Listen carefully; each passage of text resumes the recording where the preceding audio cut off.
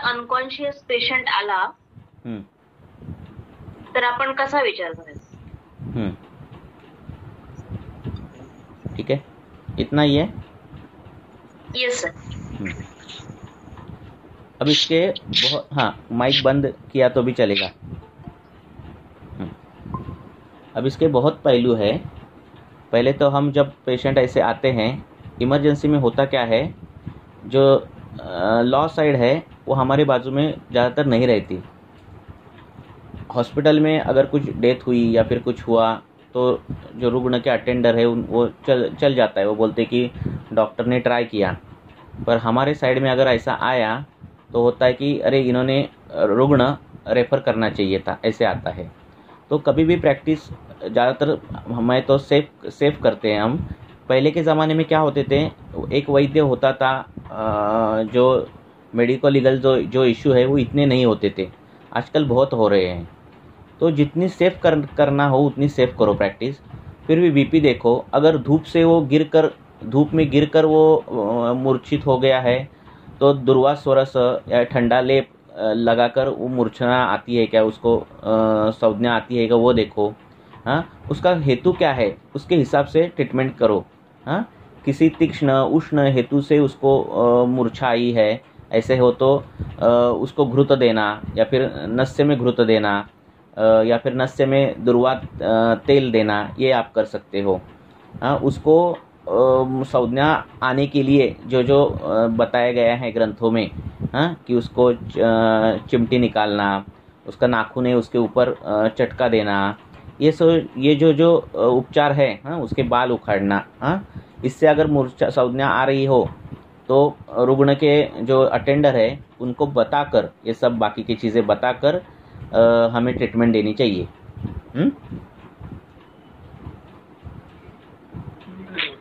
Sir दुर्वालेप कुठे कपाळावर लावायचा आहे का? हां, जर तो उन्हातून हे झाला आहे, उन्हातून त्याला चक्कर आली आहे आणि असं काही झालं आहे, हां, तर थंड पाणी तो आता पिण्याच्या ह्याच्यात नसतो, स्थितीत नसतो. तर दुर्वास स्वरसचा नस्य दिलं किंवा त्याचं तेल बनवून जरी नस्य दिलं तरी थोड्या वेळाने शुद्धीवर येतो रुग्ण. नस्य करणं हे त्यावेळी महत्त्वाचं आहे, हे लक्षात ठेवायचं. हां, शिरस्थान हे महत्त्वाचं आहे, हे त्यावेळी लक्षात ठेवायचं आणि त्यानुसार उपचार करायचे. म्हणजे सर कोणत्याही अनकॉन्शियस कशाही नाही, प्रकारे कोणताही अनकॉन्शियस नाही. आपण हेतूच बघायचे कशामुळे झाला, आणि जर हेतू बलवान वाटला आणि त्या रुग्णाचे बीपी आणि बाकीचे जे काही सायन्स आहेत ते तुम्हाला जर ओके कसे वाटतात त्यानुसार तुम्ही ठरवायचं की पेशंटला ट्रीट करायचं की रेफर करायचं. ओके. होता क्या है, आप 100 पेशेंट अच्छे ठीक करते हो और एक पेशेंट ऐसा होता है कि वो व्याधि भी वैसा रहता है, असाध्य रहता है, व्याधि भी वेग का इतना तीव्र वेगी रहता है, पर और वो हॉस्पिटल में जाके रुग्ण कुछ भी सीरियस हो सकता है, पर वहाँ हुआ तो चलता है, हमारे यहाँ हुआ तो नहीं चलता. इसीलिए इससे अच्छा वो पेशेंट रेफ़र करना ही बेहतर रहता है. आपके पास बाकी के बहुत से आयाम है ना, तो उस आयाम पे अगर ज़्यादा काम किया तो अच्छा रहता है. क्योंकि अगर कॉन्शियस पेशेंट है अनकॉन्शियस पेशेंट है और आपने नस्य दिया, आपने कुछ वेगकालीन चिकित्सा की, हेमगर्भ का चाटन दिया, जो कुछ आप कर सकते हैं आत्तिक चिकित्सा वो दी, और पेशेंट अगर कॉन्शियस हुआ तो आपको कुछ ये नहीं होता कि लोग नहीं बोलते कि हाँ बहुत अच्छा किया, बहुत उसने ट्राई किया, ऐसे कुछ नहीं बोलते. पर यही पेशेंट अगर उन्होंने थोड़ा कुछ एक्सटर्नल सपोर्ट लगाया और पेशेंट कॉन्शियस हो गया तो उनको उसका श्रेय मिलता है. हाँ, तो ये मेंटालिटी है, ठीक है ना. किसी को पूछना है?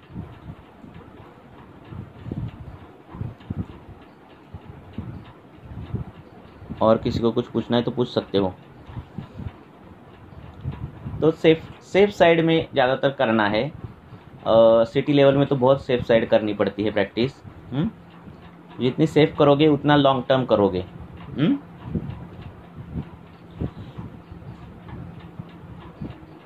क्या होता है, हम होशियार रहते हैं, हमें सब मालूम रहता है, पर सर्कमस्टांसेस ऐसे होते हैं कि वहाँ हम पांडित्य नहीं दिखा सकते. तो एक पैर पीछे लेना ये भी होशियारी ये रहती है।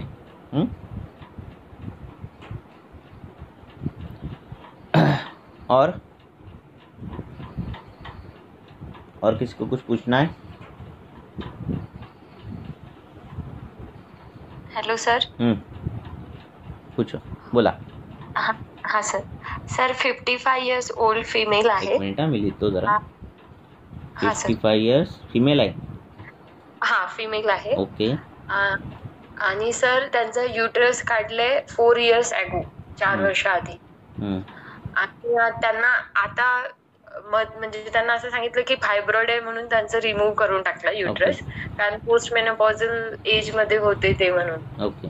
आता त्यांना त्रास असं होतोय की म्हणजे मला कळत नाही की त्याला ऍज अ वातव्याधी म्हणून घ्यायचं की हॉर्मोनलशी रिलेटेड आहे म्हणून घ्यायचं।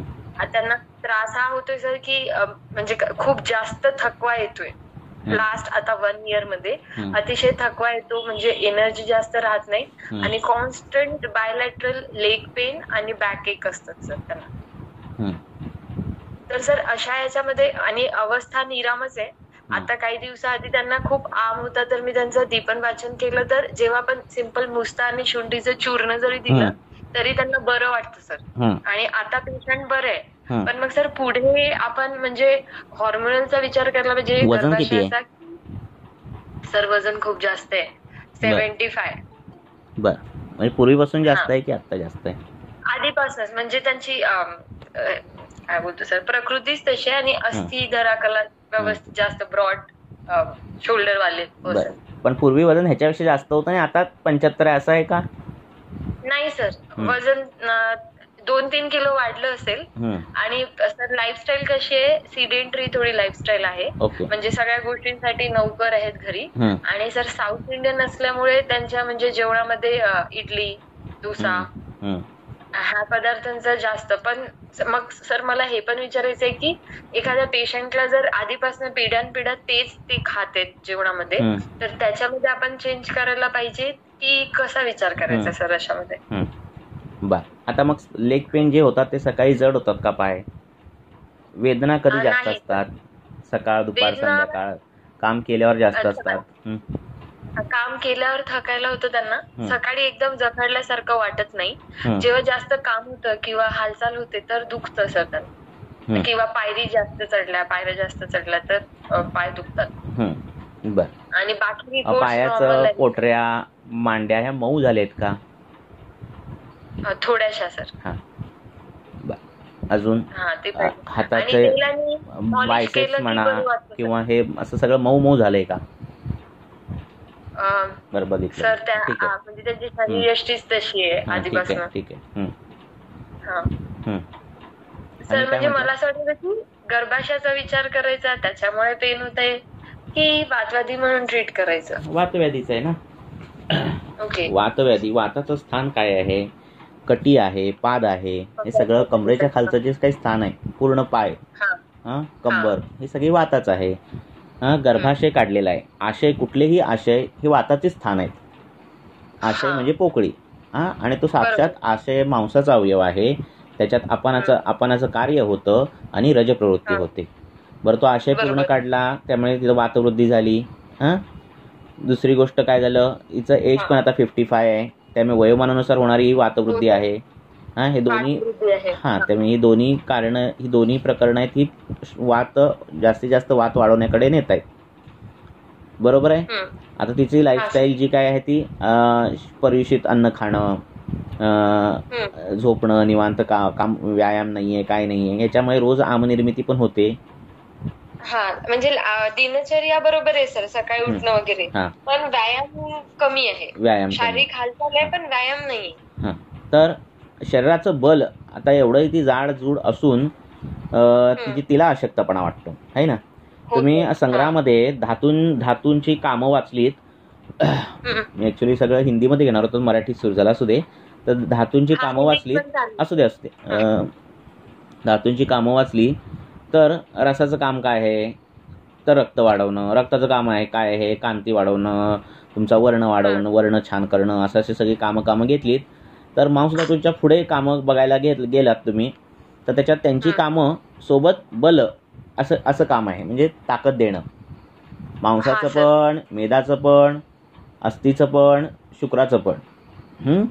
ह्या तिघांमध्ये अशक्तपणा येणं, हे बाकीचे जे आहेत खालचे रस रक्त पासून सोडून बाकीचे जे आहेत ते बल देणं, शरीराला ताकद देणं, उभारी देणं, उभं करणं शरीराला, ह्याचे कामं करतात मेद पण.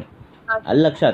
तर ह्यांची मांसाची बल कमी झालेलं असतं, अस्थिचं बल कमी झालेलं असतं, हा वात यामध्ये गेलेला असतं आणि हे सगळं बरं वाटतं, बल कमी झालेलं असतं. मग त्यांना दाबलं, पोटऱ्या दाबल्या, मांड्या दाबल्या, असं चांगलं असं पिळून दाबलं की फार छान वाटतं, है ना. त्या मांसाचं खूप शैथिल्य आलेलं असतं. आता मग ह्यांना दृढता आणायचे, ह्या धातूंना दृढ बनवायचे म्हटल्यावर काय काय करावं लागेल ते करायचं. आता हिची दिनचर्या बघता, हिचं सगळं हे सगळं बघता तिला बस्ती ॲडवाईस करणं गरजेचं आहे. कारण तिला बॅक पेन पण आहे, लेग पेन पण आहे, सगळे वाताचे शूल सगळे आहेत, शिवाय तिचं लाईफस्टाईल अशी सगळी आहे. त्यामुळे अनुवासन अनुवासन निराशी सतत बस्ती द्यायची. एक 15-20 दिवस तरी दिल्यानंतर रोज अभ्यंग करणं आणि पोटातून औषधं घेणं हे कायम ठेवायचं असं त्यांना सांगायचं. परत आता हा वर्षा ऋतू सुरू झाला, आता परत वात वाढणार आहे हे त्यांना सांगायचं. आणि एकदा का हे सगळं ट्रीटमेंट छान झाली, तिची वाताचं कंट्रोल आलं की मांस धातू, मेद, अस्थि धातू, शुक्र धातू ह्यांना वर्धन करण्यासाठी डिंकाचे लाडू खाणं, असे हे प्रकार सुरू करायचे तिला. खूप मधुर रसात्मक नाही पण ताकद देणार असं जे जे काही संतर्पणातलं आहे ते तिला चालू करायचं. आणि रोज नित्य अभ्यंग करायचं. तेलाच्या अभ्यंगाने दृढता येते, मेद सडतं, मांस वाढतं, रक्त वाढतं, मांस चांगलं होतं आणि शरीराला दृढता येते. तर त्याचं तिला काय करायचं, अभ्यंग सुरू करायचं. खालून वर पायाला मालिश करायची. का? कारण शैथिल्यता आलेली असते स्रोतसांमध्ये. खालून वर पायाला मालिश करायची आणि चांगलं रगडून घ्यायचं तेलाने अंग. ठीक आहे. असं केलं तर हळूहळू सगळं तिचं कमी होईल. हार्मोन बिर्मोन काय बघायची गरज नाही. Okay sir. म्हणजे हॉर्मोनचा विचार, वाताचा विचार करायचा गर्भाशय काढल्यामुळे. ते कुठे बघतात वाताचा विचार, आपण कशाला हार्मोन बघायचं आहे की नाही. बरोबर सर. चालेल. दोन्ही बघितलं तर होणार नाही काय. मग ते सगळं बिघडाबिघडी काम होतं असं. तर एक मिनिट, एक फोन घेतो मी. हेलो. हाँ सर, मुझे कल सुबह फ़ोन करो, मैं ज़रा अभी लेक्चर में हूँ. ओके.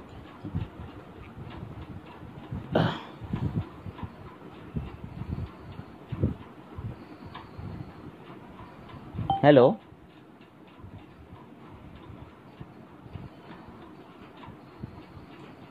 हॅलो, येतोय माझा आवाज? हा सर. तर अशा पद्धतीने तिचं काम करायचं. ही शैथिल्यता आली की कोणीतरी दाबून घेऊच वाटतं, त्या मांसाला हे वाटतं. तो मणका आहे ना, पाठीचा मणक्यावर दाब दिला की त्रास होतो, पण त्या लॅटिस्मस डॉर्सी आणि मागे प्रेशर दिलं की बरं वाटतं. तर हे सगळं मांस शैथिल्य, हाडामध्ये असलेली सौशिर्यता वाढलेलं, हाड दुखतं पण मांसाला बरं वाटतं दाबलं की. बरोबर सर. तर त्यांना तसं करायचं. नंतर डिंकाचे लाडू चालू करायचे रोज. आणि गर्भाशय काढलंय, वाताचं वय आहे, वात हा वाढणारच पावसाळा आला की. तर दरवर्षी बस्ती घ्यायची म्हणायचं, त्यांना सांगायचं. पूर्ण बरं नाही कधीच होणार म्हणायचं. घेतलंय आणि आता 10 वर्ष काय नाही होणार असं होणारच नाही म्हणायचं. दरवर्षी बस्ती घ्यायची, अभ्यंग रोज करायचं. Okay sir. ओके. हा सर, थँक्यू सर. ओके. अजून कोणाला काय विचारायचं आहे?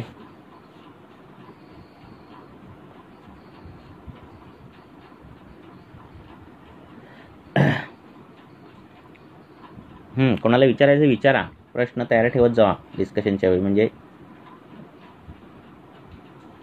हा सर, सेकंड केस आहे. विचारा. सर, एज आहे 60 इयर्स मेल. हिस्ट्री आहे सर कोविड. कोणाला ह्या केसेस बद्दल आणि कोणाला सांगायचं असेल तर सांगू शकता तुम्ही पण. बोला. कोविडची हिस्ट्री आहे सर. म्हणजे खूप सिव्हिअर होतं आणि त्याच्यातनं ते रिकव्हर झाले आणि त्यांना जवळपास 7-8 दिवस त्यावेळेस भरती होते ते. आणि सर त्याच्यानंतर 2-3 महिन्यानंतर त्यांचं HP 4 ग्रामवर आलं सर. बर. आणि आता कधी लास्ट फेब्रुवारी मध्ये त्याच्यानंतर मग त्यांना ब्लड ट्रान्सफ्युजन केलं, ऑटोइम्युन कोल्ड अॅनिमिया असं आढळलं त्यांचं. पण त्यांचं ब्लड ट्रान्सफ्युजन केलं आणि जेव्हा 6-7 जेव्हा HB होता तेव्हा ते स्टॉप केलं त्यांनी. आणि इंटरनली सर म्हणजे मल्टीव्हिटॅमिन टॅबलेट, आयर्न सप्लिमेंट आणि एक वायसलॉन वर ठेवलं सर त्यांना, स्टिरॉइड्सवर. आणि असं एव्हरी 15 days मध्ये त्यांचे राऊंड सुरू होते ऍलोपॅथी डॉक्टरांकडे. तर सर असं लास्ट फेब्रुवारी पासून सुरू झालं, फेब्रुवारी, मार्च, एप्रिल, मे 4 महिने. तेवढ्यामध्ये सर फक्त त्यांचं HB 8.5 वर आलं सर फक्त. आणि रेग्युलर महिन्यातनं 1 दिवस जाऊन ट्रीटमेंट घेणं हे सुरू आहे. फक्त वायसलॉनचा डोस कमी जास्त करत होते, बाकी सेम ट्रीटमेंट त्यांनी कंटिन्यू केली. त्रास काय आता? आणि हा सर त्रास म्हणजे त्यांना पायऱ्या चढता येत नव्हत्या, खूप थकल्यासारखं वाटत होतं, स्किनवर म्हणजे लिथार्जी, आळसपणा, उत्साह कोणत्या गोष्टीमध्ये वाटत नव्हता. आणि अरुची म्हणजे जे पांडूची लक्षणं होती सर तीच आहेत, म्हणजे श्वास कष्टता वगैरे. तर सर मी त्यांना पहिले म्हणजे मी जून पासून स्टार्ट केलं ट्रीटमेंट. तर त्यांना सर पहिल्या आधी पाचन स्टार्ट केलं मी, कारण मला आम वाटत होतं आणि पायावर खूप जास्त सूज होती सर, पायावर, चेहऱ्यावर. आणि अजून स्किनवर येलोनेश दिसतच होता त्यांचा. आणि HB 8च होतं सर तेव्हा. तर सर त्यांना आधी मी पाचन स्टार्ट केलं, नॉर्मल रसपाचक. सुरुवात शोधाची झाली. हा सर शोध खूप होता पायाला. आणि शोध पण कसं कॉन्स्टंटली एका ठिकाणी बसले राहिले की त्यांना पुन्हा पाय सुजत होते. हा. आणि चेहऱ्यावर पण म्हणजे ऑर्बिटल स्वेलिंग खूप होती त्यांना. तर सर मी पहिल्या आधी पाचन स्टार्ट केलं, तर नॉर्मली म्हणजे रसपाचक पासून स्टार्ट केलं सर मी. आणि थोडं दीपन पाचन दिलं, थोडं रेचन पण दिलं सर, कारण त्या आयर्न आणि कॅल्शियम सप्लिमेंटमुळे पोट पण साफ नाही होत होतं त्यांचं. तर सर त्यांना पहिला म्हणजे 15 दिवसाच्या ट्रीटमेंटनी नॉर्मल पाचनामुळे बऱ्यापैकी जो गुडघ्यामध्ये पण शोध होता, ज्यांना चालता येत नव्हतं, तर नॉर्मल चालायला लागले सर. म्हणजे पायऱ्या नॉनस्टॉप, एक पायरी पण चढता येत नव्हती संडासची, तर ती चालून आता 30-40 पायऱ्या ते चालायला लागलेत सर. त्यानंतर पुन्हा फॉलोअप नेक्स्ट टाइम मग मी सर रसानंतर रक्तपाचक आता स्टार्ट केलं. आणि रक्तपाचक, नवायस्लुह आणि पुनर्नवासव असं 3 सुरू होते सर. मग त्याच्याने पण फरक पडला सर आता, म्हणजे बऱ्यापैकी. आणि आता HB त्यांचं 10.7 झाले. आणि मग डॉक्टरांनी त्यांना असं वाटलं की वायसलॉन आता बंद करायचं, त्यांनी वायसलॉन स्टॉप केलं. यांनी सांगितलं की आयुर्वेदिक मेडिसिन घेतलं, यांना स्टिरॉइड स्टॉप करायचं. एकदम स्टॉप केली का त्यांनी? हा सर त्यांनी म्हणजे 5 mg होते आता 2.5 वर केलं आणि आता स्टॉप केलं. बोललेत की 10 वर गेले, त्यामुळे आपण स्टॉप करू शकतो. आणि सर आता नेक्स्ट फॉलोअप मध्ये मग मी आता ताप्यादिलोह, पुनर्नवा मंडूर आणि लोहासव हे 3 स्टार्ट केलं. तर सर ह्याच्यात काही चेंज व्हायला पाहिजे की अजून त्यांना काय त्रास आहे? भूक लागते का त्यांना? भूक लागते सर. भूक लागते. हा. आणि नॉर्मल सर डाळिंब घृत, जसं डाळिंबचा रस पिणे, डाळिंबचं घृत खाणे. आता काय लक्षण आहे? त्रास काय आहे आता? त्रास ऍज सच म्हणजे फ्री वाटते सर पेशंटला, पण HB 10.7. HB राहू दे, HB काय महत्वाचं नाही.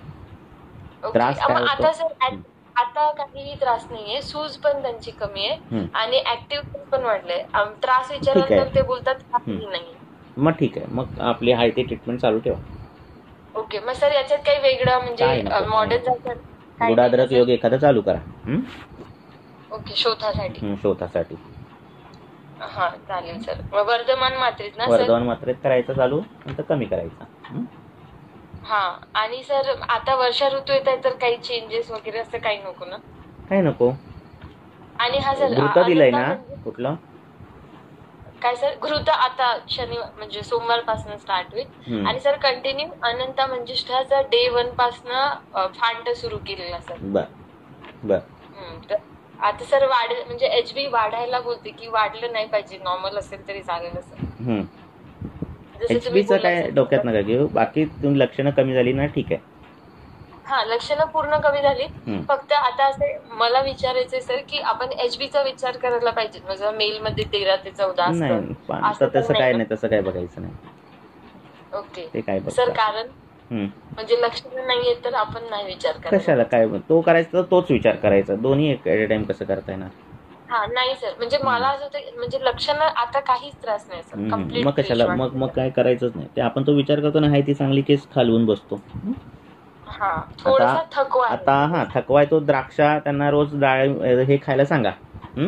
मनुका स्टार्ट केले सर मी, त्याचं म्हणजे रात्री भिजवून सकाळी किंवा ड्रायफ्रुट्सचे लाडू वगैरे खातात. सर प्रॉब्लेम आहे की म्हणजे एकदम कृश होऊन गेले सर ते. त्यासाठी द्राक्षा रस सांगितलेला आहे शास्त्रामध्ये, नाहीतर आवळा रस, नाहीतर हे घ्यायचं लघुपंचमळाचं पाणी खाण्यापिण्यामध्ये ते वापरायचं लक्षात.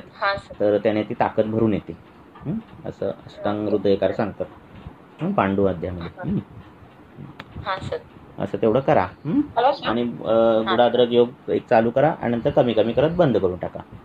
असं करून टाका. कमीत कमी ट्रीटमेंट द्या, खूप कॉम्प्लिकेटेड पण देऊ नका. पेशंटला घेता आली पाहिजे. सिलेक्ट एकदम कमी औषध सिलेक्ट करून जी आपल्याला खरंच लागणार आहेत तशा पद्धतीची औषधं निवडा. पेशंटला घ्यायला बरं पडतं. हृदरोग आहे, पांडू आहे, अर्श आहे किंवा कास श्वास आहे, असं सगळं आहे. वातातून सुरुवात सगळं झालेलं आहे प्रकरण, तर दाढीमध्ये घुरतं चांगलं तिथे काम करतं.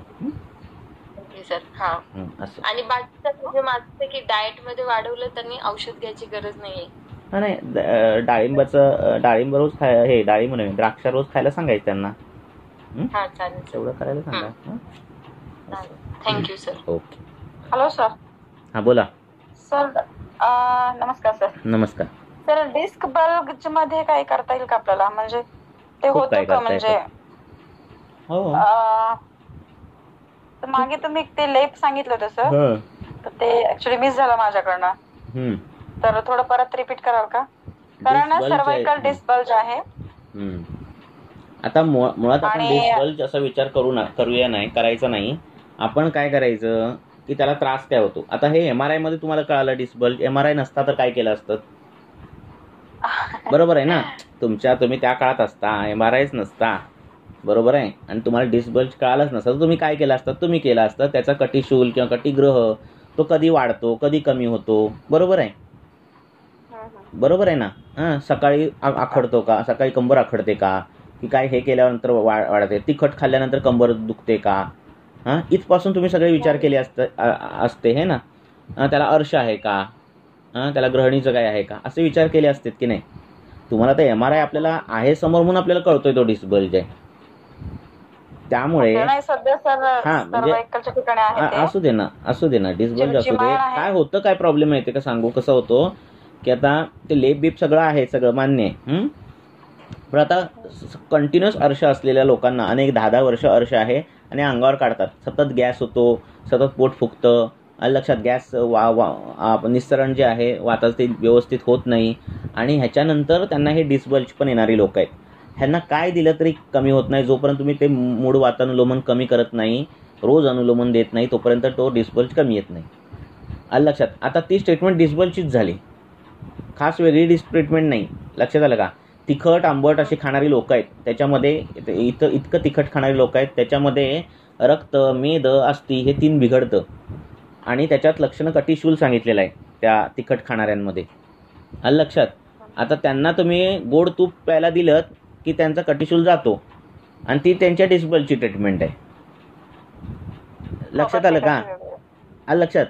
असं डोक्यात ठेवायचं की आपल्यासमोर MRI नाही तर काय केलं असतं, तुम्ही लक्षणं बघितली असतील त्याची रुग्णांची सगळ्या, बरोबर आहे ना, है ना. आणि सगळी लक्षणं बघून नेमकं ते कशात तुमचा कटिशूल येतोय, पृष्ठशूल येतोय, ते तुम्ही बघितलं असतं. ते त्रिक संधी जी खालची आहे ती छोटंसं ते हाड आहे नाही का, आणि हे छोटंसं हाड आहे सरक्त मेदाचं हाड आहे.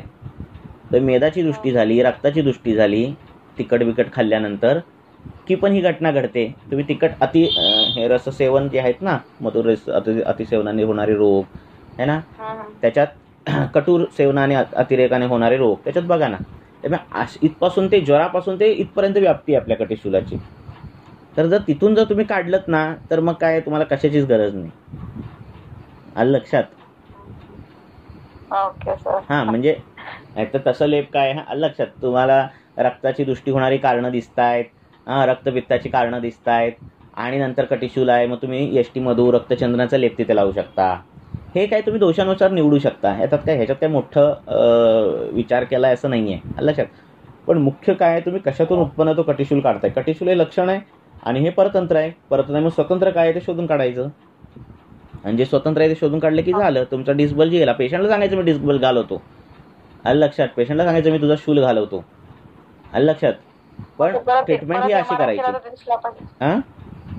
आणि विशेष म्हणजे काय होतं, MRI परत केल्यावर दिसतं गेलेला, कमी झालेला. पण प्रत्येक असं लगेच दिसत नाही की तुम्ही आता 1 महिन्याने आता कटिशूल गेलाय, पण बल्ज लगेच गेलेला दिसत नाही. लक्षात आलं काय. पूर्ण रक्षण नील होतोय आपल्या ट्रीटमेंटने, पण लगेच बल्ज गेलेला दिसत नाही. म्हणजे बल्ज जायला काही हे लागतात, आणि तोपर्यंत एकदा पेशंट बरा झाला, 2-3 महिने त्याला काहीच त्रास झाला, तो कशाला MRI करतोय, असं परिस्थिती आहे. त्यामुळे बिफोर आफ्टर मिळत नाहीत. स्किनचे मिळतात, लक्षात. त्याच्याकडे सोरायसिसचा पेशंट येतो, परत बरा झालेला पण येतो, पण ते मणक्याच्या पेशंटचा आफ्टर मिळत नाही आपल्याला. असं होतं. मग त्यांचे फीडबॅक घ्यायचे. सांगितलं ना मन्याशूल वगैरे तसं पण. हो असं. म्हणजे कॉम्प्लिकेशन आपण त्या ह्याच्यात गेलं ना MRI मध्ये, तर मग खूप किचकट होऊन जाते सगळी ट्रीटमेंट, लक्षात. आणि मग नुसतं तुम्ही बल्जवर लावायला लेप देणार आणि ग्रहणी ठीक नाही करणार तुम्ही. मग ती ग्रहणी ठीक नाही झाली तर मध्यधराकाला नीट नाही होणार, मग ते सगळं बिघडत जातं प्रकरण. ते नुसतं लेपने नाही होणार, लक्षात. म्हणून ती सगळा विचार केला पाहिजे. कधी कधी काही लेक्चर एक विशिष्ट विषयापुरती घेतलेली असतात मी, मग त्यामुळे ते असं लेप देणं किंवा हे सांगितलेलं असतं. पण मूळ जे आहे, मूळ जे आहे आपलं लक्षणं बघणं. तेवढंच नव्हतं विचारायचं मला, की मला एकंदरच विचारायचं होतं की म्हणजे मन्याचूल असं आहे ते. 15 दिवसाची औषध दिली मी, जस्ट थोडं कॉन्स्टिपेशन. पूर्णपणे झीज झालेली असेल त्या मणक्याची, पूर्ण झीज झालेली आहे असं सगळं असेल तर सुंठ, निर्गुंडी, लाक्षा याचा लेप. गावातली लोक म्हैशीच्या मूत्रामध्ये गोरोचनाचा लेप लावतात आणि त्याच्याने तिसीज भरून येते. ह्याचा लेप, गोरोचनाचा नाही, सॉरी, काळा बोळाचा लेप, गाईच्या मूत्रातून. तर असे खूप काय काय हे आहेत. डुकराची चरबी लावली तरी ती हाडात झीज भरून येणार आहे. पण मुख्य काय आहे, ते झालं कशातून, स्वतंत्र व्याधी कुठला ते शोधलं तर जास्त आपल्याला चांगले रिझल्ट मिळतील. हो सर, म्हणजे मला अष्टंबा बेसिक होतं ते. तर आणि ओव्हर सिटिंग असल्यामुळे त्यांचं मन्याला ते थोडंसं ते मला अष्टंबा असणं, हे तुम्हाला जे अशा दिसत आहेत ना, हे एरंडेल तेल चालू करायचं पेशंटला. हो सर. म्हणजे काय काय गोष्टी सोडायच्या नाहीत वातव्याधीमध्ये. अभ्यंग करणं, स्वेदन करणं, एरंडेल तेल देणं, हे जे काय काय गोष्टी सोडायच्या नाहीत, त्या पकडायच्या पहिल्या, आणि त्याच्यानंतर ट्रीटमेंट हा पार्ट. अगदी नस वगैरे पण सगळं सांगितलं सर. हो. 15 दिवसानंतर बाकीची सिम्पटम गेली सर, म्हणजे बलावष्टंब किंवा बाकीची रिलेटेड होती थोडीशी. पण जे मेन होतं ना, चिमचिमॅण हातामध्ये आणि हे थोडं नमनेस वगैरे, तर त्यात थोडंच काही फरक पडत नाही. हे जे चिमचिमॅण जे आहे ना, ती अवरोधजन्य ऑब्स्ट्रक्टिव्ह फिनॉमिना आहे, की काहीतरी कुठली तरी मार्गावरोध होतोय आणि ती फिनॉमिना. आणि त्यामुळे मग काय करायचं, तिथे लेप लेताना कडू औषधांचे त्याची प्रकृती बघायची, आणि त्यानुसार आकाश महाभूताचे, वायू महाभूताचे आणि प्रकृती त्याची कशी आहे त्यानुसार ते लेप ठरवायचे. तेज महाभूत टाकायचं का नाही टाकायचं, आणि त्यानुसार लेप लावायला द्यायचे त्याच्या मानेच्या इथे. आणि मग तिथे शुंठी निरगुंडी होतं माझ्याकडे. तिचं तिला स्वेदाधिक्य आहे का, तिखट आंबट खाते का, हे सगळं विचारायचं, आणि त्यानुसार मग शुंठी निरगुंडी द्यायचं का कुठलं द्यायचं हे ठरवायचं. Okay sir, okay, thank you.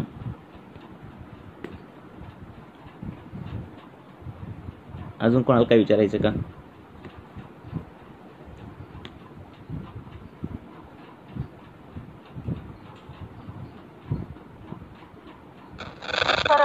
Vardhman गुडाद्रक योग आहे.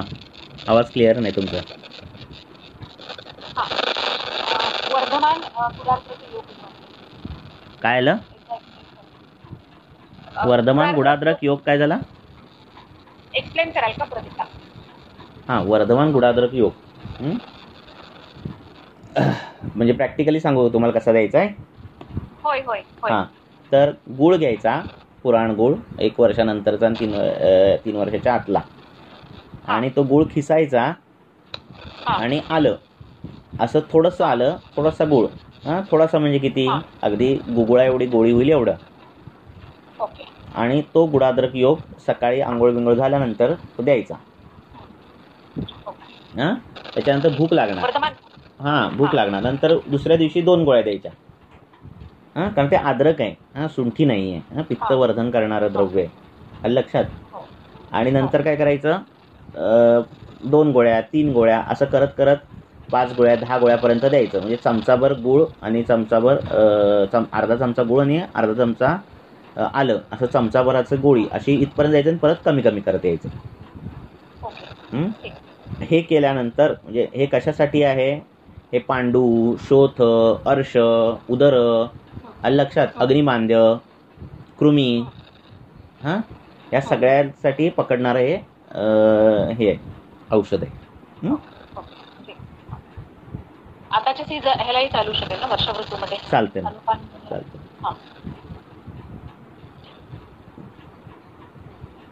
एक केस विचारायची होती सर. विचारा. 45 वर्षाची रुग्ण स्त्री आहे.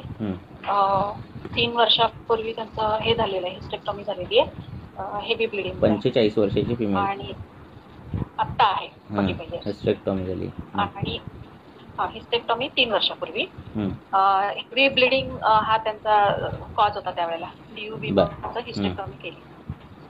आणि आता त्यावेळेला मला वाटतं साधारण 70च्या आसपास वजन होतं, आता 80 आहे. 70 आणि आता 80 आहे. तर ते वजन कमी करण्यासाठी म्हणून किंवा हॅलो हॅलो आवाज गेला त्यांचा की माझा गेलाय?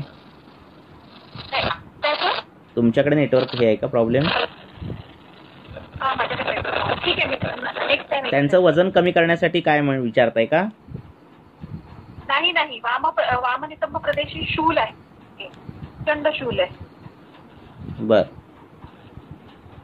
ते मांसगत किंवा संधिगत वात आहे, ह्याच्यावर थोडंसं कन्फ्युजन होत आहे. न्यूरोलॉजिकल प्रॉब्लेम काही नाहीये. बर. मांसगतत्व प्रायगतत्व वाटतंय, पण संधिगतत्व याच्यासाठी वाटतं की सकाळी उठल्यावर खूप सैमित्य आहे, म्हणजे सकाळी उठल्या थोडा वेळ खूप जबरदस्त पेन आहे, नाही राहू शकत. मग सरळ संधिगत असेल तर अग्निकर्म चालू नाही, तर मग इथे शूल जास्त तिथे. आणि दुसरं गोष्ट मगाशी तुम्ही म्हणाल होतं की की सूर्यनाथ अभिनंद्यते केल्यानंतर बरं वाटतं. बरोबर आहे. सूर्यनाथ अभिनंद्यते, तर हे प्रमुख लक्षण आहे. त्यामुळे मग मांसगतत्व पकडायचं की संधिगतत्व पकडायचं? हा नाही, दोन्ही असू शकतं ना, त्याला काय. लांब कुठे अवयवच असे आहेत की तिथे मांस आहे, संधी आहे, स्नायू पण आहे, नाही का, त्यामुळे ते सगळं पकडता येतं. ठीक आहे. सध्या मी त्यांना शोथनाशक काढा, म्हणजे काढ्याच्या त्या घनवटी ज्या केलेल्या आहेत त्या दिलेल्या आहेत, बाकी रसपाचक आहे, बाकी रुग्ण डायबेटिक किंवा हायपरटेन्सिव्ह बाकी काही नाही आहे. फक्त वजन वाढीसाठी त्यांनी प्रयत्न केले आणि मग ते थोडस गोंधळ झालाय सगळा. वजन वाढीसाठी केले प्रयत्न आणि वजन वाढले का, जास्त झाले का? नाही, वजन कमी वाढलेलं जे आहे ते कमी करण्यासाठी केले. 10 किलो कमी झालं. हॅलो, बरं ठीक आहे, नेटवर्क नाही तुमच्याकडे. दुसरं कोणाला काय विचारायचंय का? आता येतोय. वजन काय? वजन कमी झालं का? नाही झालेलं कमी. नाही झाले कमी. बरं. पेडाधिक्य आहे. नंतर सामता सुरुवातीला वाटली होती म्हणून मी पाचन दिलं, कमी झाली सामता, पण शूल कमी नाही आहे. बर. तर त्यांच्या याच्यामध्ये हा गुडाळकर योग चालू केला तर नाही. तुम्ही काय औषध दिली आणि शूल अजून गेला नाही? काय औषध दिली आहे? शोथनाशक काढा जो आहे कुठला, त्याच्या घनवटी इथे मिळतात, त्या घनवटीने चालू केल्या आहेत. शोथनाशक काढा कुठला, काय टाकले त्याच्यात? तो तयार मिळतो रुद्र कंपनीचा. त्याच्यात काय आहे, कुठल्या शोधासाठी दिलेला आहे? कशा आहे निरगुडी आणि हे 2-3 द्रव्य मलाही नाही म्हणता येणार. ती घनवटी तयारच मिळते. कसं आहे, रक्ताची इन्व्हॉल्वमेंट जर असेल, त्या शिरा स्नायूंमध्ये पण प्रॉब्लेम झाला असेल, रक्ताची इन्व्हॉल्वमेंट असेल तर हे निर्गुंडी चालणार नाही. हां, म्हणून मी विचारतोय. लक्षात? बरोबर. लसूण बिसून असेल तर ते चालणार नाही. लक्षात? तर त्यानुसार नेमकं कशामुळे काय, जरा डिटेल केस हिस्ट्री टाकलीत ना आपण कुठलं, तर मग आपण सांगू त्याच्याबद्दल. उपचार आहेत खूप. आहे दशमूळ आणि हे आहे त्याच्यामध्ये सर, दशमूळ चूर्ण, दशमूळ काढा आणि हे सगळं त्याचं निर्गुडीपणे प्रोसेस. ते केस घ्या डिटेल आहार विहारापासून, म्हणजे त्याच्यावर काहीतरी करता येईल. शक्यतो अशी चूर्ण कंपनीची मागवलेली स्वतः द्यायची. पेटंटचं काय तुम्ही खात्रीन देताय की त्याच्यात दशमूळ आहे किंवा काय?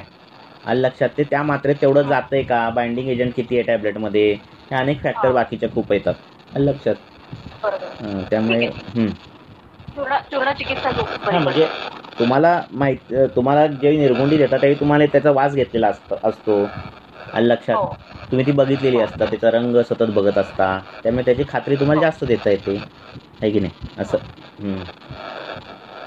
आणि परवाची जी मधुमेहाची रुग्ण आपण व्रणरोपण म्हणजे त्याच्यामध्ये रक्तचंदनाचं तुम्ही लेप द्यायला वामपार्श्वी प्रदेशी हे होतं, तर तो बऱ्यापैकी शोध कमी झाला. रक्तचंदनाने रक्तचंदन आणि शुंठीचा. चालेल. ओके. कोणाला काय विचारायचं का अजून?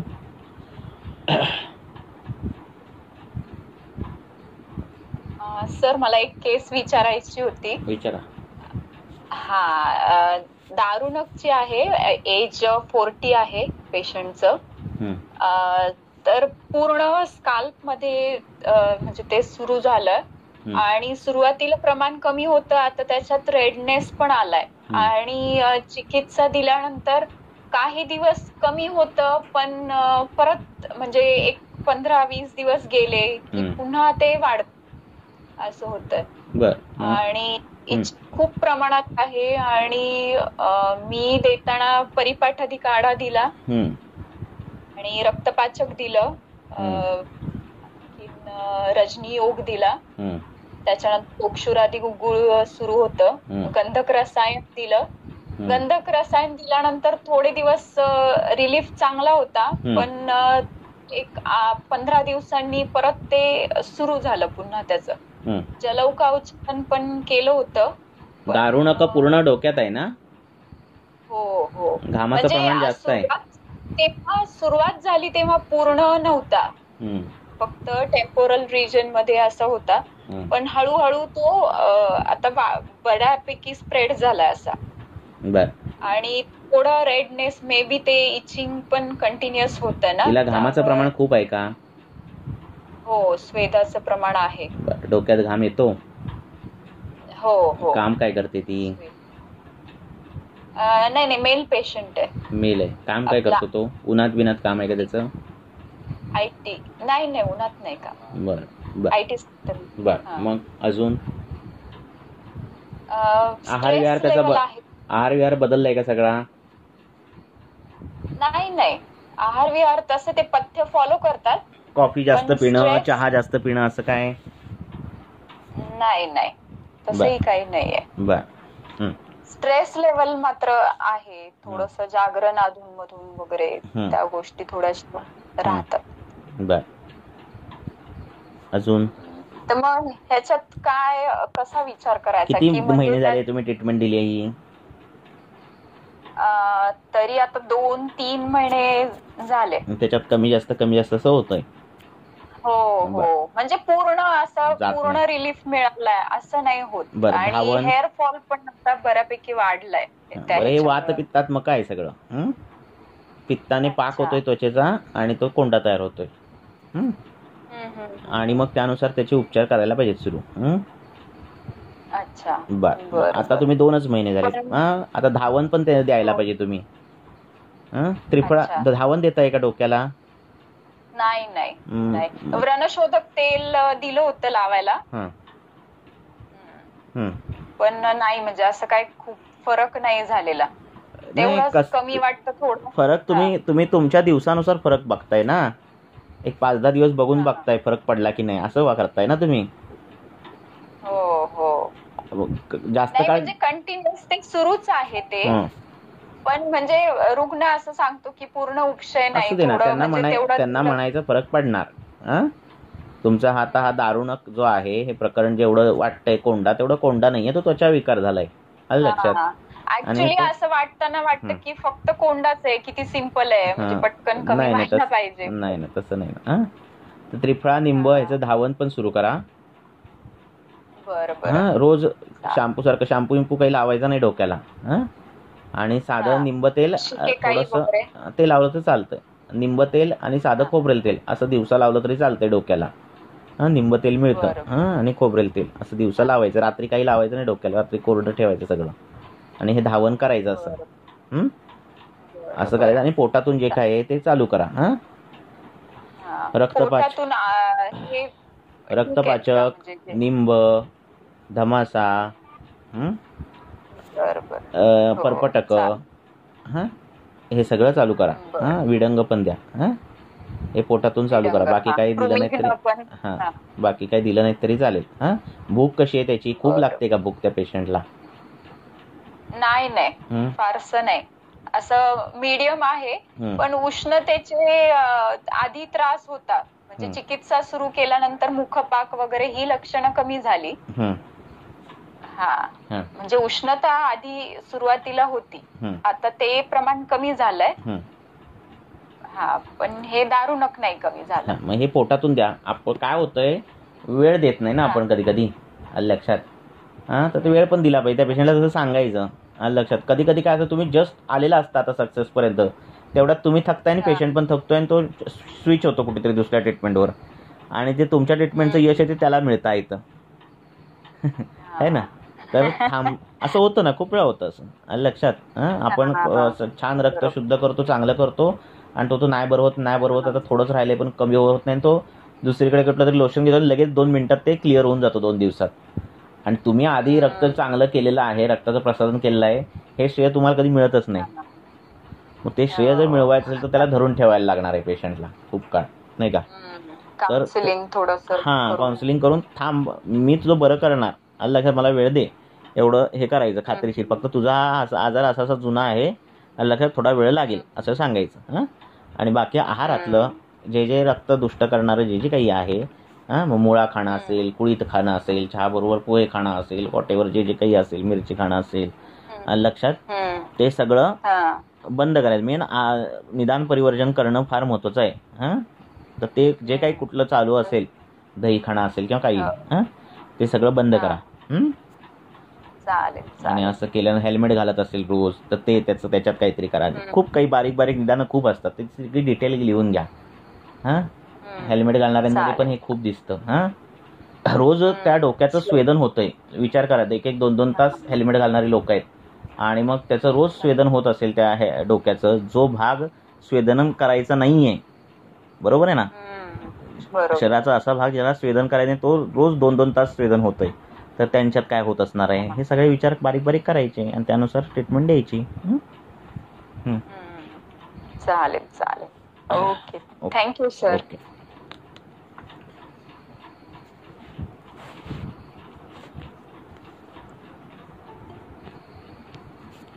अजून कोणाला काही विचारायचे का? विचारा.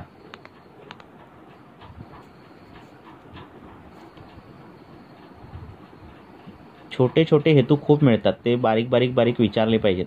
म्हणजे ते हेतूंमुळेच तर सगळं गणित आहे ना.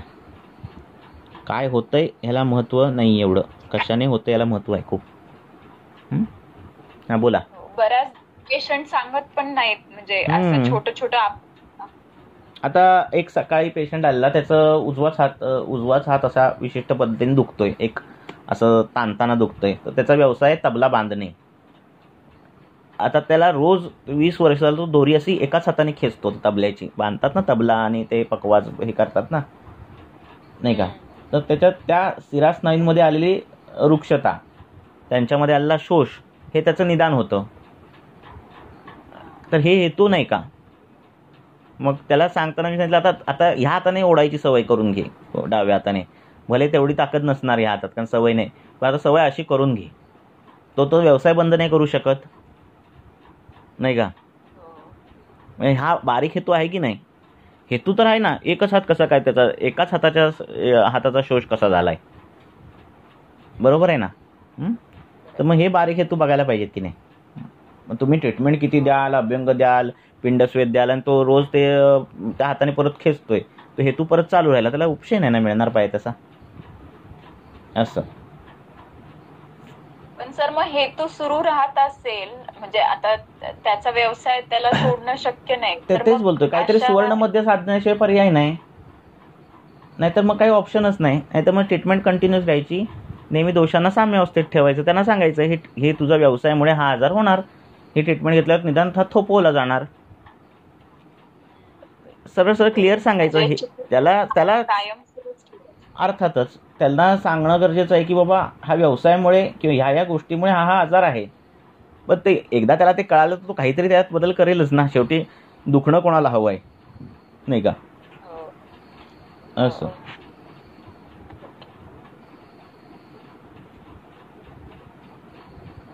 एका बाजूला सॅक लावली आणि मग खांदा दुखायला आला की मग दुखायला लागलं, एकदा कळलं की सॅकमुळे दुखतंय म्हटलं, माणूस दुसऱ्या बाजूला लावायला बघतो, नाही का? बॅक पॉकेट सायटिका नावाचा आजार आहे. उजव्या साईडला ते पाकिट सतत ठेवून बसतात, त्याच्यामुळे ते बॅक पॉकेट सायटिका होत आहे. तो नंतर त्या माणसाला कळाल्यावर तो पॉकेट पुढे ठेवू शकतो. हे छोटे छोटे बदल करू शकतो तो माणूस, नाही का? असं. पण ते हेतू कळायला पाहिजे ना, म्हणून हेतू शोधणं गरजेचं आहे. हॅलो बोला. सर, डी ॲडिक्शनचं काही करता येतं का आपल्याला काउन्सिलिंग शिवाय?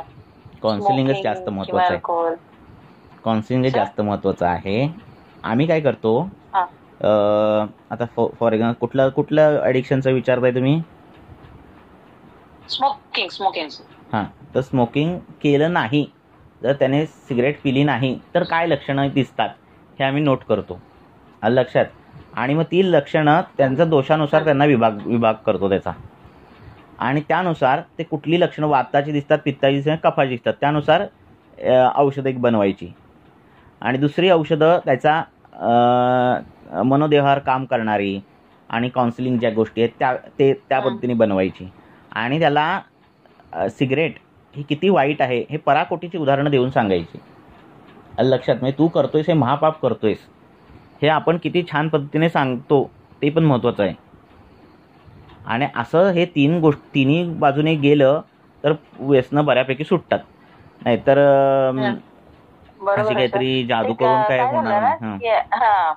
त्याला बरंच सांगितलं सर मी, काउन्सिलिंग चांगलं झालं, त्याने सोडलं पण, म्हणजे अगदी सोडलं त्याने लगेच. म्हणजे मी त्याला ग्रॅज्युअल सांगितलेलं 10-12 घ्यायचा तो रोज. त्याने सडनली, म्हणजे तो इतका डिटरमाइन झाला होता की मला ते सोडायचंच आहे. त्याने स्वतः एक 10-15 दिवस त्यांनी काढले सर. पण तो म्हणतो की मी एवढे काढले मॅडम, पण त्याच्यानंतर मला असं काय किक झालं की असं एकदम हे झालं की मग मला ते लगेच परत करायला लागलं. पण ते त्यांना सारख्या 10 दिवसाची औषध द्यायची त्यांना, प्रत्येक वेळी त्यांना किक मारायची आपण. आणि दुसरी गोष्ट, त्याचा धूम्रपान तो करतोय तर त्यानुसार घृताचं नस्य, त्या धूर जो आहे तो धूर कसा आहे, तीक्ष्ण आहे, वायू आहे, बरोबर आहे ना? तर मग त्याच्या विपरीत मंद, स्निग्ध असं, म्हणजे घृत असं घृताचं नस्य त्याला चालू करायचं. म्हणजे एक तर तेल दिलं होतं फक्त सर. तर ते चालू करा, ते पण तीक्ष्ण पडतंय.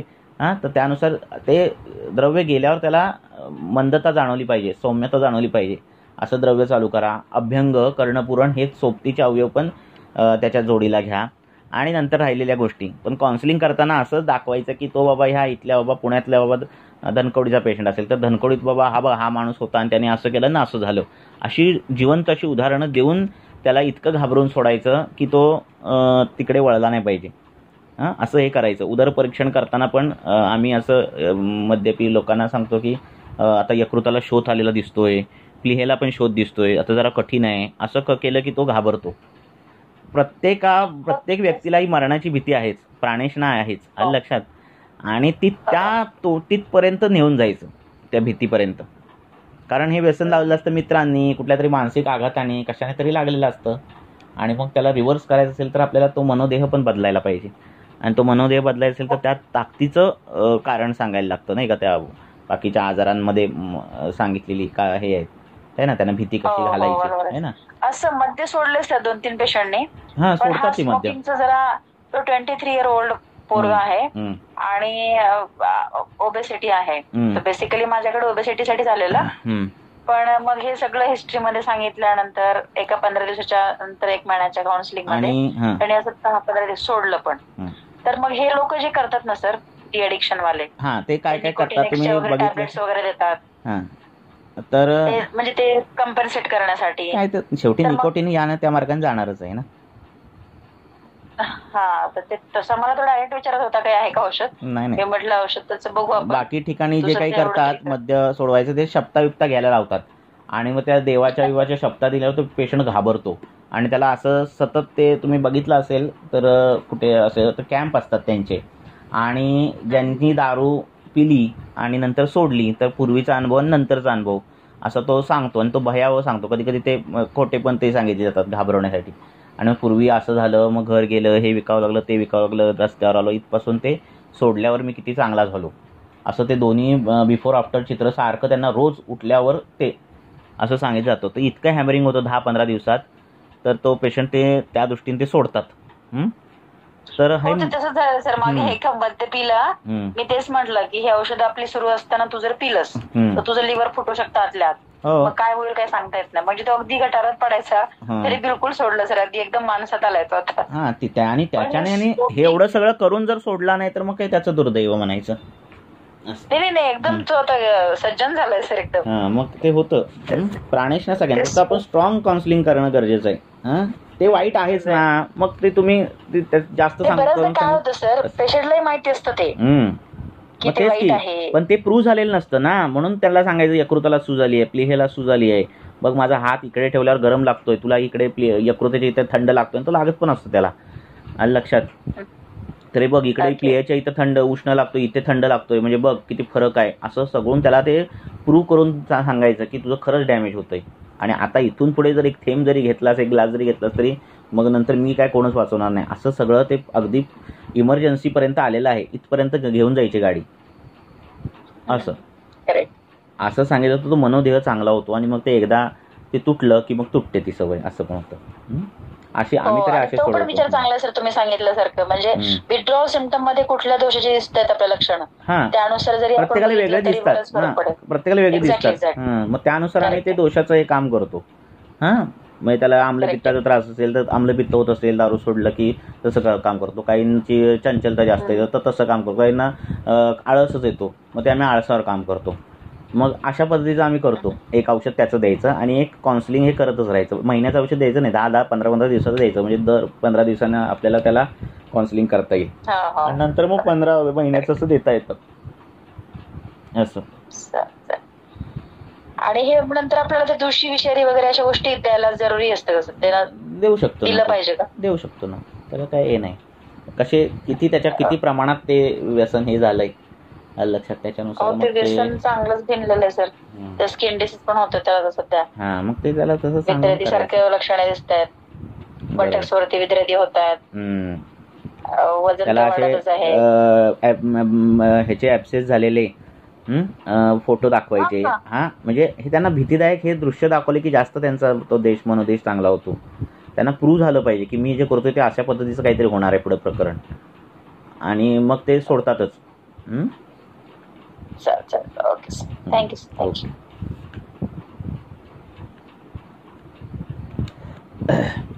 आता एक प्रश्न घेऊन थांबूया. मला काय विचारायचंय का?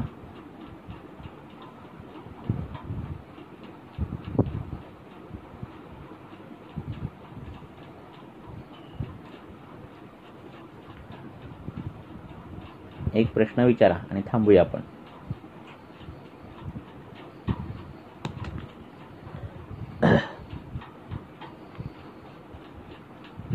Hello sir. हा बोला. हा सर. लॉंग केस आहे. बापरे. मग ग्रुपला टाका. उद्याला घेऊ. चालेल, ग्रुपला टाका. हा सर. मग सर आता मला हे विचारायचं आहे सर, पेशंटनुसार दीपन पाचन व्हॅरी कसं करतं सर? म्हणजे कोणती घटक वापरायची आपण? साधी द्रव्य म्हणजे दीपन पाचनला आपण भरपूर गोष्ट वापरू शकतो सर. त्रिकटू देतात, कोणी आंबाचत, कोणी शंकटी, कोणी प्रवाहांचामृत. तर सर हे व्हॅरी कसं करत, म्हणजे पेशंटनुसार आपण कसं डिसाईड करायचं? कोणी चित्रखरितकी पण देतात दीपन पाचनाला. तर सर म्हणजे प्रकृतीनुसार म्हणा किंवा लक्षणांनुसार आमपाचन किंवा कुणाचं फिक्स असते सर? आमपाचक, एक अविपत्तिकर, रेचन आणि सुक्षेकर वगैरे. काय आहे फिक्स कॉमन नसते सगळं, आलं लक्षात? अग्निमांद्य हे वेगवेगळ्या पद्धतीने होतं. स्निग्धाचा अभाव असेल आणि त्याच्यातून अग्निमांद्य होत असेल, त्याच्यात संडासला खडा होते, त्वचा कोरडी असते, लक्षात? कोरडा अन्न खाणारा रुग्ण, वातव्याधीचा रुग्ण, असा जो हे असतो त्याला दीपन करताना दीपनीय औषधांनी सिद्ध तूप वापरायचे असतात. ओके. आपण काळी संडासला खडाबिडा होत असेल, संडासच्या जागी दुखत असेल, आरशा आता सुरू होणार असेल, अग्निमांद्य पराकोटीचं असेल, तर दीपनीय औषधं आणि त्याच्यासोबत लवण, पंचलवण असं असलेलं तूप वापरायचं. Okay sir. ज्याने गुदशूल जातो, वातानुलोमन होतं आणि अग्निदीपन होतं. खूप संतर्पणजन्य ज्यांचं खाणंपिणं असेल, झोपतोय उठतोय, अव्यायाम असेल, तेलकट तुपकट सगळं खातोय, बर्गर पासून सगळं खातोय आणि तरीही अग्निमांद्य असं दिसत असेल, तर क्षार, चूर्ण, असव, अरिष्ट हे सगळे जे वापरायच्या गोष्टी आहेत त्या वापरायच्या. ओके. अग्निमांद्य झालंय आणि उदावर्तासारखी लक्षणं दिसत आहेत, ढेकर येतात, गॅस वर चढतो, असं असेल तर निर्व बस्तीचे जे काही आपण बस्ते देतो ते बस्ते द्यायच्या, त्याच्याने अग्निमांद्य कव्हर होतं. Okay sir. खूप पराकोटीचा तुम्हाला कफ दिसतोय, प्रसेक दिसतोय, आता उलटी कधी करतोय की नाही, कधी होईल की नाही असं वाटतंय, कफाची सगळी लक्षणं दिसत आहेत, वसंताचा काळ आहे, तर त्याला अग्निदीपन हे वमनच अग्निदीपन आहे. ओके. लक्षात आलं? खूप टायफॉइड झालाय, कोविड झालाय, खूप काळ ते सगळं झालंय, खूप काळ ट्रीटमेंट झाले आहेत आणि आता शरीर एकदम थकलंय आणि आता त्याला काय करायचंय? अग्निदीपन करायचंय. तर शतावरी, गोक्षूर यासारखी प्रभावाने दीपन शतावरीसारखं द्रव्य जे प्रभावाने दीपन काम करतं, किंवा तुपाचं चाटण देणं, अशा पद्धतीची जीवनीय घृत अशी दिली की ते अग्निमांद्य कव्हर होतं. ओके. हे असे कितीतरी प्रकार आता तुम्ही हे करू शकता, बरोबर आहे? मग पंचकल कुठे देणार, हिंगुकत कुठे देणार, हे तुम्ही त्याच्या फलश्रुतीवरून ते तुम्ही ठरवू शकता, नाही का? ओके. तर बेसिक हे एवढे फरक आहेत त्या अग्निमांद्याचे, नाही का? सर चालेल. Thank you sir. अजून कुठलंही पाचन कुठेही नाही आहे, त्याला काहीतरी स्पेसिफिक क्रायटेरिया आहे सगळ्यांना, आलं लक्षात? तर ते स्पेसिफिक क्रायटेरिया बघा ना. रसगत ज्वरामध्ये रसगत ज्वराची काय लक्षणं येत आहेत, सामर ह्याची काय लक्षणं येत आहेत ती बघा, रक्तगत ज्वराची काय लक्षणं येतात ती बघा. प्रत्येकाला काहीतरी क्रायटेरिया आहेत, उगा कुठेही काही पण नाही आहे. साममल असेल तर त्याचे ड्रग वेगळे आहेत, है ना? आमाशयात सामता आहे, अजीर्ण आहे, अजीर्णाशन हेतू आहे, तर त्याच्या रसशेषाजीर्ण आहे, त्याचे क्रायटेरिया वेगळे आहेत, ते वेगवेगळे आहेत प्रत्येकाचं. Okay sir. चालेल. थँक्यू. ओके, थांबूया. Yes, sir. Good night. Okay. Thank you.